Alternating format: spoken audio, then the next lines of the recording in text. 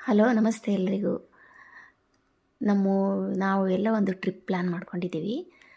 ಹೋಗ್ ಎಲ್ಲ ನಮ್ಮ ಊರ್ಗಿತ್ತಿ ನಮ್ಮ ಮಕ್ಕಳು ಎಲ್ಲ ದೊಡ್ಡಮ್ಮ ಎಲ್ಲರೂ ಒಟ್ಟಿಗೆ ಎಲ್ಲನೂ ಹೋಗೋಣ ಅಂತ ಯಾವತ್ತಿಂದನೋ ಪ್ಲ್ಯಾನ್ ಮಾಡ್ತಾಯಿದ್ರು. ಅದಕ್ಕೆ ಎಲ್ಲರೂ ಒಟ್ಟಿಗೆ ಪ್ಲ್ಯಾನ್ ಮಾಡಿಕೊಂಡು 5ನೇ ತಾರೀಕಿನ ನೈಟು ನಾವು KSRTC ಬಸ್ಸಲ್ಲಿ ಹೊರಡ್ತಾ ಇದ್ದೀವಿ. ನಮಸ್ತೆ ಎಲ್ಲರಿಗೂ, ವೆಲ್ಕಮ್ ನನ್ನ ಹೊಸ ವೀಡಿಯೋಗೆ. ಇಲ್ಲಿ KSRTC ಬಸ್ ಸ್ಟ್ಯಾಂಡಲ್ಲಿ 5ನೇ ತಾರೀಕು ರಾತ್ರಿ 10 ಗಂಟೆ ಆಗಿತ್ತು. ಎಲ್ಲರೂ ಒಟ್ಟಿಗೆ ಇಲ್ಲಿಗೆ ಬಂದ್ವಿ. ಅವರು ಸಿಟಿಲೇ ಇರೋದು, ನಾವು ಇಲ್ಲಿ ಸ್ವಲ್ಪ ದೂರ. ಎಲ್ಲರೂ ಒಟ್ಟಿಗೆ ಇಲ್ಲಿಗೆ ಬಂದು ಸೇರಿದ್ವಿ. ನಾವು ಹೋಗ್ಬೇಕಾಗಿರೋ ಬಸ್ ಹತ್ತಿ ಕೂತ್ಕೊಂಡ್ವಿ. ನೈಟು ಒಂದು 11 ಗಂಟೆನೋ 11:30 ಆಗಿತ್ತು ಕರೆಕ್ಟಾಗಿ. ಹತ್ತಿ ಕೂತ್ಕೊಂಡು ಬೆಳಗ್ಗೆ ಬಂದು ಇಳಿದಿದ್ದು ನಾವು ತಿರುಪತಿಗೆ. ಇಲ್ಲಿ ಎಷ್ಟೋ ದಿವಸದಿಂದ ಮಕ್ಕಳಿಗೆ ಆಸೆ ಇತ್ತು ತಿರುಪತಿಗೆ ಹೋಗಬೇಕು ಅಂತ. ದೊಡ್ಡಮ್ಮ ಹೋಗೋಣ ಒಟ್ಟಿಗೆ ಹೋಗೋಣ ಅಂತ ಕೇಳ್ತಾನೆ ಇದ್ರು. ಸರಿ ಹೋಗೋಣ ಅಂದ್ಬಿಟ್ಟು ಪ್ಲ್ಯಾನ್ ಮಾಡಿಕೊಂಡು ಬಂದ್ವಿ. ನಾವು ಬಂದ ತಕ್ಷಣ ನಾವು ಯಾವಾಗೂ ಸೇವೆಗೆ ಬಂದಾಗ ಮಾಡೋ ಥರನೇ ನಾವು ಸೇವೆಗೆ ಬಂದಾಗ ಯಾವಾಗೂ ಫಸ್ಟ್ ಬಂದ ತಕ್ಷಣ ಕಪಿಲ ತೀರ್ಥಕ್ಕೆ ಬಂದು ಇಲ್ಲೇ ಕಲ್ಯಾಣಿಲೇ ಎಲ್ಲ ಸ್ನಾನ ಮಾಡಿ ದೇವ್ರ ದರ್ಶನ ಮಾಡ್ಕೊಂಡು ಹೋಗ್ತಾಯಿದ್ವಿ. ಅದೇ ಥರ ಅವ್ರನ್ನೂ ಕರ್ಕೊಂಡು ಬಂದೆ. ಅವರು ಬಂದಿರೋದು ಇದು ಫಸ್ಟ್ ಟೈಮು. ಹಾಗಾಗಿ ಫಸ್ಟ್ ಬಂದ ತಕ್ಷಣ ಕಪಿಲ ತೀರ್ಥಕ್ಕೆ ಬಂದ್ವಿ. ಕಪಿಲ ತೀರ್ಥದಲ್ಲಿ ಇಲ್ಲಿ ಮೇಲುಗಡೆ ಇಂದ ಬೆಟ್ಟದ ಮೇಲಿಂದ ನೀರು ಬರ್ತಾಯಿತ್ತು ಯಾವಾಗೂ ಬಂದಾಗ. ಇನ್ನು ಬೇಸಿಗೆ ಅಂತನೋ ಏನೋ ಗೊತ್ತಿಲ್ಲ, ನೀರು ಹರಿತಾ ಇಲ್ಲ.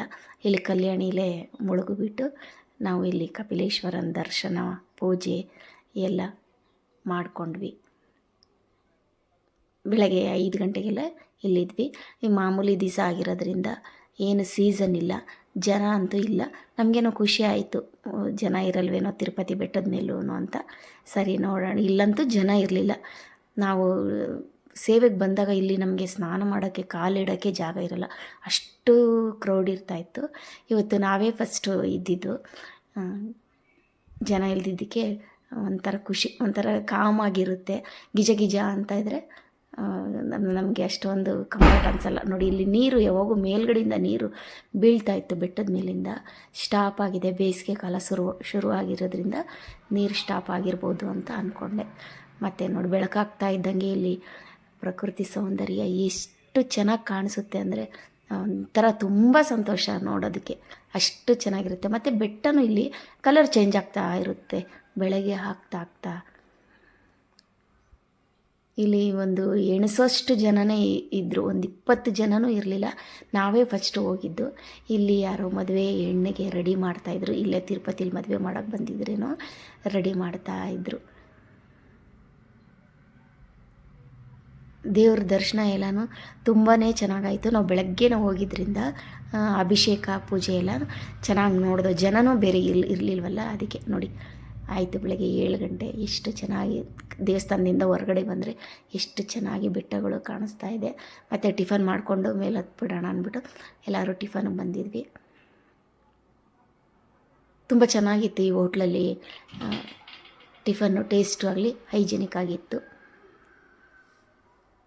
ಟಿಫನ್ ಎಲ್ಲ ತಿಂದ್ಕೊಂಡು ನಾವಿವಾಗ ಮೇಲಕ್ಕೆ ಹೊರಡ್ತೀವಿ. ಇಲ್ಲಿನ ಸೌಂದರ್ಯ ನೋಡೋಕ್ಕೆ ಒಂಥರ ಆ ಪ್ರಕೃತಿ ಸೌಂದರ್ಯ ಅಷ್ಟು ಚೆನ್ನಾಗಿರುತ್ತೆ. ಬೆಟ್ಟದ ಕೆಳಗಡೆ ಸುತ್ತು ಬೆಟ್ಟ ಇರುತ್ತಲ್ವ, ಎಷ್ಟು ಚೆನ್ನಾಗಿ. ಇನ್ನು ಮಳೆಗಾಲ ಆದರೆ ಇನ್ನೂ ಚೆನ್ನಾಗಿ ಹಸಿರು ಅಷ್ಟು ಚೆನ್ನಾಗಿ ಕಾಣಿಸ್ತಾ ಇರುತ್ತೆ. ನೋಡಿರಿ, ನಾವು ಬಂದಿದ್ದೀವಿ. ಇಲ್ಲಿ ಚೆಕಿಂಗ್ ಪಾಯಿಂಟ್ ಇದೆಯಲ್ಲ, ಚೆಕಿಂಗ್ ಪಾಯಿಂಟ್ ಹತ್ರ ಚೆಕಿಂಗಿಗೆ ನಿಲ್ಲಿಸಿದ್ದಾರೆ. ಆ ಬೆಟ್ಟ ನೋಡಿ ಎಷ್ಟು ಚೆನ್ನಾಗಿ. ಹಾಗೆ ಆ ಬೆಟ್ಟ ಫಸ್ಟು ನಾವು ಅಲ್ಲಿ ಬರ್ತಾ ಇದ್ದಂಗೆ ಮೈಯೆಲ್ಲ ವೈಬ್ರೇಷನ್ ಆಗಿಬಿಡುತ್ತೆ. ಆ ತಿಮ್ಮಪ್ಪಂಗೆ ನೋಡ್ತಾ ಇರೋ ಖುಷಿಗೆ, ಸಂತೋಷಕ್ಕೆ ಅಷ್ಟು ಚೆನ್ನಾಗಿರುತ್ತೆ. ಇನ್ನು ಎಲ್ಲ ಇವಾಗ ಚಿಗುರ್ತಾ ಇರೋದ್ರಿಂದ ಹೂವು ಎಲ್ಲ ಫ್ರೆಶ್ಶಾಗಿ ತುಂಬಾ ಚೆನ್ನಾಗಿತ್ತು. ನಾವು ಏನು ರೂಮ್ ಮಾಡ್ತಾಯಿಲ್ಲ. ರೂಮ್ ಮಾಡೋಕ್ಬೇಕಂದ್ರೂ ತುಂಬ ಹೊತ್ತು ನಿಂತ್ಕೊಬೇಕು. ಹಾಗಾಗಿ ನಾವು ರೂಮ್ಗೆ ಹೋಗ್ತಾ ಇಲ್ಲ. ಇಲ್ಲಿ ಲಾಕರ್ಗೆ ವೆಂಕಟಾದ್ರಿ ನಿಲಯ ಅಂತ ಇದೆ, ತುಂಬ ನೀಟಾಗಿ ಮೇಂಟೈನ್ ಮಾಡ್ತಾಯಿದ್ದಾರೆ. ಇಲ್ಲಿ ಇದು ಹೊಸದು ಬೇರೆ ಆಗಿರೋದ್ರಿಂದ ತುಂಬ ನೀಟಾಗಿ ಮೇಂಟೈನ್ ಮಾಡ್ತಾಯಿದ್ದಾರೆ. ವಾಶ್ರೂಮ್ಸ್ ಎಲ್ಲ ಅಷ್ಟೇ ಚೆನ್ನಾಗಿರುತ್ತೆ.